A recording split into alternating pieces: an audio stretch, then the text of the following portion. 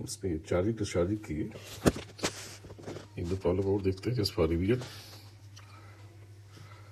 इसमें दिया है कि there is a uncharged capacitor with 6R in series, और यहाँ रेजिस्टेंस है 3R, ये है R, ये है सेल, ये वी नॉट राइट, और यहाँ पहले कोई चार्ज नहीं, स्विच इज ओपन। तो स्विच यहाँ प्रॉब्लम में दो हम लोग करेंगे, क्लोज करने के तुरंत बाद करंट से निकालना, और क्लोज करने के लॉन्ग टाइम बाद करंट एंड चार्ज। तो पहला क्वेश्चन इनिशियल कंडीशंस को कहते हैं कि जस्ट आफ्टर क्लोजिंग एस, तो उस टाइम को हम लोग मान रहे हैं टी इक्वल टू 0 समझने के लिए। तो इसके तुरंत बाद जो पूछा सकता है वो मेनली आई क्या होगा, आर में क्या होगा, आई 3R में क्या होगा, आई 6R में क्या होगा, और ये पूछा सकता है कि लॉन्ग टाइम बाद यानी स्टेडी स्टेट में ये तीनों करंट पूछी जा सकती है, लेकिन उसमें सबसे ज्यादा इंपॉर्टेंट होगा कैपेसिटर का चार्ज या उसका वोल्टेज पूछना, right, charge on the capacitor. तो जो कॉन्सेप्ट इससे रिलेटेड है वो क्या कहता है कि जैसे इसको क्लोज करेंगे यहाँ चार्ज अचानक से नहीं होगा, चार्ज था ही नहीं है तो 0 का 0 रहेगा, 0 का 0 रहेगा, तो यहाँ वोल्टेज क्या होगा, 0। वोल्टेज 0 होगा तो ये सर्किट इफेक्टिवली क्लोज करने के तुरंत बाद इसका बिहेवियर फील करने के लिए हम कैपेसिटर को हटा दें। जब यहाँ वोल्टेज 0 है कैपेसिटर के क्रॉस, उसको we can so like a connecting wire, जिसका वोल्टेज 0 उसको हम दिखा देंगे लाइक ए कनेक्टिंग वायर। उससे प्रॉब्लम को हैंडल करना या विजुलाइज करना इजी हो जाता है, राइट। तो अब प्रॉब्लम सिंपल हो गई है। अब इसको ओनली किया सकता है, ये दोनों किस में आ गए, पैरेलल में, इनका पैरेलल आ जाएगा 2R, आर के साथ सीरीज में, सेल को लगेगा टोटल 3R रेजिस्टेंस है, तो सेल जो करंट भेजेगी वो भेजेगी how much, V0 by 3R। तो एक तरह से R में हमें करंट मिल गई, how much, V0 by 3R, और यही करंट दो पार्ट में डिवाइड होगी। उसके लिए हम लोग किरचॉफ जंक्शन लॉ से इस करंट की वैल्यू होगी इन दोनों करंट का सम, और ये दोनों पैरेलल में है, पैरेलल में करंट बंटवारा कैसे होता है, रेजिस्टेंस के इनवर्स रेशियो में, because voltage has to be same, IR has to be same. जिसको रिजल्ट याद है वैसे अदरवाइज डायरेक्टली हम भी कर सकते हैं, रिजल्ट पता है फिर उससे निकाल लें, there are so many ways. तो फिलहाल ये करंट जो यहाँ जा रही है, मान उसको I कहें, तो यहाँ 2/3 हो जाएगा उसका, यहाँ उनके रेजिस्टेंस आधा है, ये यहाँ I/3, तो I/3 मतलब V0 बाई 9R, ये 6R में हो जाएगी करंट, V0 बाई 9R, और इसका डबल यानी 2V0 बाई 9R, ये हो जाएगा 3R में। तो इस तीनों में हमें करंट आ गई, और सेल की करंट पूछता है तो जो R में है वही सेल में है।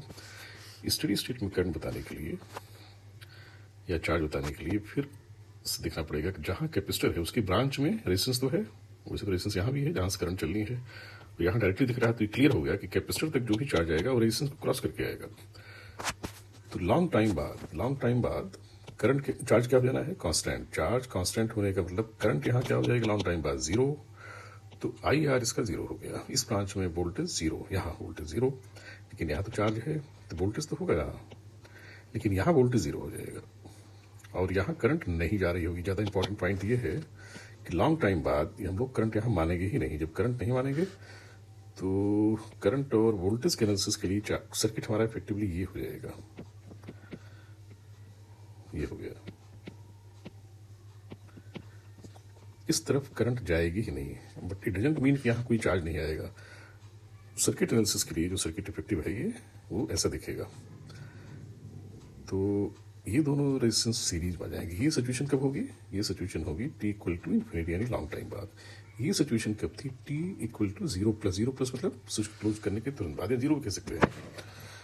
तो यहाँ करंट अब साफ दिख रही है कि हो जाएगी V0 बाई 4R, दोनों सीरीज में आ गए, और जब सीरीज में आ गए करंट यहाँ हमें मिल गई V0 बाई 4R, इसको मैं I कह दूं तो यहाँ वोल्टेज हो जाएगा I इंटू 3R। तो इस पॉइंट को थोड़ी देर के लिए A कहा जाए B, तो वी कैन से कि इस केस में यानी स्टेडी स्टेट में potential at A minus potential at B क्या हो गया, I इंटू 3R। I हम लोगों ने निकाल लिया है V0 बाई 4, तो हो जाएगा 3V0 बाई 4, राइट। तो हमें यहाँ से यहाँ A से B मतलब यहाँ से यहाँ के बीच का पोटेंशियल मिल गया लॉन्ग टाइम बाद, और ये पॉइंट यहाँ कनेक्टेड है, ये पॉइंट यहाँ कनेक्टेड है, राइट। अगर एक्चुअल फिगर देखा जाए, एक्चुअल सर्किट तो ये है ना, यहाँ रेजिस्टेंस था, वोल्टेज 0 हो चुका है, बट यहाँ कैपेसिटर है, वहाँ वोल्टेज 0 नहीं है, तो यहाँ वोल्टेज है, यहाँ नहीं है इस पार्ट में। ये पॉइंट ये इफेक्टिवली यहाँ कनेक्टेड माना जाएगा क्योंकि यहाँ पे वोल्टेज है नहीं। तो जो ए का वोल्टेज वही कैपेसिटर के लेफ्ट प्लेट का वोल्टेज, जो बी का वोल्टेज वही कैपेसिटर के राइट प्लेट का वोल्टेज। तो V A minus V B means I into 3R, I into 3R आ चुका है 3V0/4। यही पोटेंशियल होगा क्रॉस कैपेसिटर। तो कैपेसिटर का पोटेंशियल मिल गया, यानी VC हमें मिल गया लॉन्ग टाइम बाद 3V0/4। तो चार्ज मिल गया CV0, C इंटू कैपेसिटर का पोटेंशियल यानी 3CV0/4। स्टेडी स्टेट यानी फाइनल चार्ज या उसको अल्टीमेट चार्ज कहते हैं, वो आ गया हमें, राइट। और इन ब्रांचेज में अगर करंट पूछा जाए तो IR तो हो चुका है V0/4R, वही I3R भी है, और 6R में करंट 0 हो चुकी है, राइट। तो यहाँ से करंट अगर देखें तो यहाँ पे तो करंट R में तरह से कम हुई, और यहाँ भी मतलब 3R में भी ऑब्वियसली कम ही है, और 6R में तो 0 ही हो गई है। तो नॉर्मली चार्जिंग में करंट घटती भी है, पहले से ज़्यादा रहती है ब्रांचेस में, धीरे धीरे कम होती जाती है मोस्ट ऑफ ब्रांचेस। तो ये कंडीशन, इनिशियल कंडीशन और फाइनल कंडीशन एनालिसिस करने का ये तरीका होगा, राइट। इस पर एक प्रॉब्लम और देखते हैं। जैसे ये सर्किट है, यहाँ भी कैपेसिटर मैंने पहले अनचार्ज लिया है, स्विच ओपन है, रेजिस्टेंस 2R, यार ये सेल का EMF है 1.5E। तो यहाँ भी क्वेश्चन वही कि स्विच को पहले क्लोज करेंगे, क्लोज करने के तुरंत बाद हर ब्रांच में करंट, क्योंकि चार्ज तो शुरू आएगा नहीं। तो पहला क्वेश्चन T=0 क्लोज करने के तुरंत बाद, इसको हम लोग इनिशियल कंडीशन कहते हैं। I 2R में क्या होगा, I R में क्या होगा, और I उस ब्रांच में जहां कैपेसिटर है वहां क्या होगा। ध्यान देना, पिछली प्रॉब्लम में भी क्लोज करने के तुरंत बाद यहाँ चार्ज तो नहीं था, लेकिन इस ब्रांच में करंट आई थी, 6R में करंट आई थी, तभी तो चार्ज होगा वो, राइट। तो इस ब्रांच में भी हमें करंट निकालनी होगी, भले वो 0 आए या ना आए, कुछ आए। तो क्लोज करने के तुरंत बाद यहाँ चार्ज जीरो होने का, क्योंकि अचानक चेंज नहीं होता, जैसे लोगों ने पहले समझ लिया है, क्योंकि इसके रास्ते में है यहाँ रेजिस्टेंस, यहाँ जो करंट आ रही है फाइनली दोनों तरफ से देखें रास्ते में रेजिस्टेंस है, तो अचानक यहाँ चार्ज चेंज नहीं हो सकता, राइट। तो जैसे क्लोज करेगी यहाँ चार्ज 0 यानी वोल्टेज 0। वोल्टेज 0 मीन्स ये कनेक्टिंग वायर बन जाएगा। That is the very important point कि T=0 पर जब इसको एनालाइज करेंगे तो ये सर्किट कुछ ऐसा दिखेगा,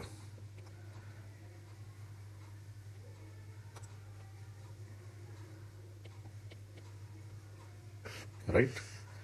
ये है R, ये है 2R, ये है 1.5E।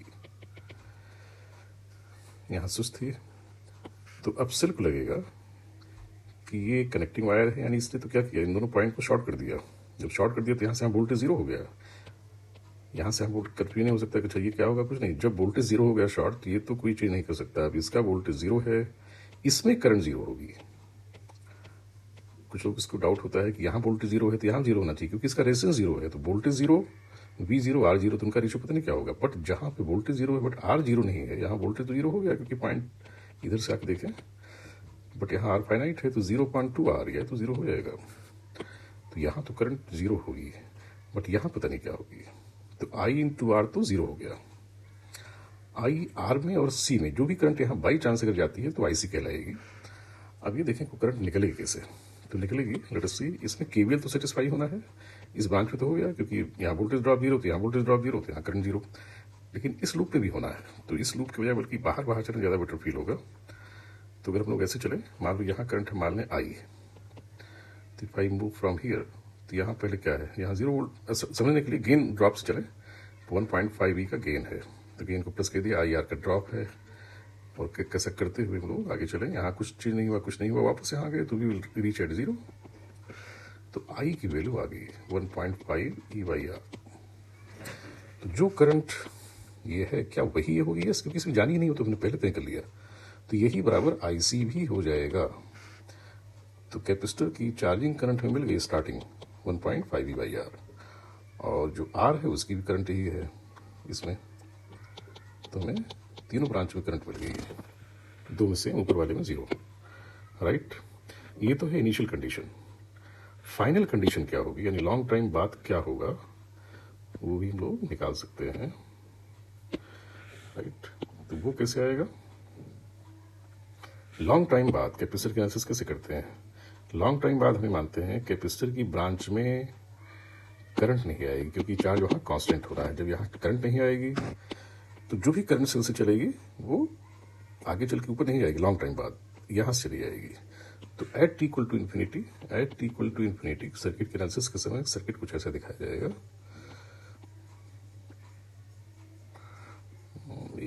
कैपेसिटर को मैं उसमें करंट जानी नहीं तो उसको अलग अभी दिखा देते हैं, उसको ओपन दिखा देंगे, ओपन सर्किट। यहाँ तो करंट जानी ही नहीं है तो बेटर है कि इसको ओपन ही दिखाया जाए, देयर इज नथिंग। तो उससे क्या होगा, जो करंट हमें यहाँ दिखानी है, करंट की कंटिन्यूटी होनी चाहिए, जंक्शन सेटिस्फाई होना चाहिए। तो जो भी करंट यहाँ जानी है वो आगे नहीं जानी, फिर यहाँ जाएगी, राइट। इनिशियल कंडीशन उल्टा था, इनिशियल कंडीशन में करंट यहाँ से ऊपर चली गई थी, यहाँ नहीं गई थी, अब यहाँ से यहाँ जा रही है। 2R R 1.5E। तो अब देखें तो ये जो करंट है दोनों R और 2R में ये सेम है, ऊपर करंट नहीं है, और इस I की वैल्यू हो जाएगी 1.5E अपॉन इनका रेजिस्टेंस कितना हो गया, दोनों सीरीज में इफेक्टिवली दिख रहे हैं। देख आर करेंगे सेम करंट तो सीरीज में आ गया, यानी 3R। तो ये हो गई E by 2R। Long time बाद यहाँ करंट क्या हो गई, 0। यहाँ करंट क्या हो गई, E बाई 2R, और यहाँ भी करंट हो गई E बाई 2R। अब रह गया कैपेसिटर का चार्ज। कैपेसिटर का चार्ज कैसे निकालें, तो कैपेसिटर का चार्ज कैपेसिटर के वोल्टेज से आएगा। ये पॉइंट यहाँ कनेक्टेड है, ये पॉइंट यहाँ कनेक्टेड है, तो जो पोटेंशियल यहाँ से यहाँ ड्रॉप होगा वही कैपेसिटर के क्रॉस ड्रॉप होगा, राइट। तो यहाँ से यहाँ ड्रॉप क्या होना है, I into I to resistance, I into resistance. तो यहाँ कितना आ जाएगा, E आ जाएगा। इसको मल्टीप्लाई कर दें तो यहाँ से यहाँ ड्रॉप E होगा, तो कैपेसिटर के क्रॉस वोल्टेज भी E का ही पोटेंशियल आ जाएगा, कैपेसिटर क्रॉस वोल्टेज E आ जाएगा, राइट, क्योंकि कैपेसिटर है तो यहाँ है ही है। तो जो पोटेंशियल हमारा यहाँ से यहाँ चेंज हो रहा है वही यहाँ से यहाँ चेंज होगा, दैट इज E। तो पोटेंशियल क्रॉस कैपेसिटर हो गया 2R into E by 2R, that is E। And therefore charge on capacitor हो जाएगा C इंटू पोटेंशियल यानी CE, राइट। और इसी से मिलता जुलता एक क्वेश्चन और है, उसमें स्लाइड चेंज कर दिया है मैंने, तो इसको मैं समराइज कर दूं तो लॉन्ग टाइम बाद यहाँ पे चार्ज आ गया है C, यहाँ करंट आ गई है यहाँ, और यहाँ सेम कितनी E बाई 2R। तो शुरू कंडीशन यहाँ दी गई है, शुरू में यहाँ करंट 0 होगी, यहाँ होगी, यहाँ और यहाँ सेम, राइट। इसमें अगर देखें ये दोनों मैंने थोड़ा सा चेंज किया है, यहाँ मैंने एक से रो डाल दी है, राइट। ये पी की स्विच यहाँ पहले ओपन है, कैपेसिटर यहाँ भी अनचार्ज है। सेम क्वेश्चन कि स्विच को क्लोज करने के तुरंत बाद हर ब्रांच में करंट, क्लोज करने के लॉन्ग टाइम बाद हर ब्रांच में करंट एज वेल एज यहाँ पे चार्ज। तो you can try your self. इस क्वेश्चन में I am not solving, you just have practice for it. इसमें इनिशियल कंडीशन जैसे क्लोज करने के तुरंत बाद इसका आंसर ये आना चाहिए, C में करंट ऐसे आएगी ना, 2R में ऐसे, 2R में ऐसे आएगी, 2R में left, here I have not sold correctly, ये 2R में करंट लेफ्ट में होगी, C में राइट में होगी ऐसे, इसमें ऐसे आएगी, इसमें ऐसे आएगी, इसमें भी ऐसे आएगी। उनकी वैल्यूज मैंने यहाँ तक लिख दिया है, और R में 1.5। और लॉन्ग टाइम बाद यानी T = इन्फिनिटी पर इनमें R में करंट और 2R में सेम होगी, और उसका नेचर जो होगा उसका नेचर हो जाएगा ऐसे आएगा, R में ऐसे 2R में ऐसे, राइट। और IC विल बी 0 क्योंकि लॉन्ग टाइम बाद वैसे C के ब्रांच में करंट 0 हो जाती है, और चार्ज लॉन्ग टाइम बाद आना चाहिए। दोनों ब्रांचेज में R और 2R में करंट आनी चाहिए, right. Just verify it, if doubt you can ask.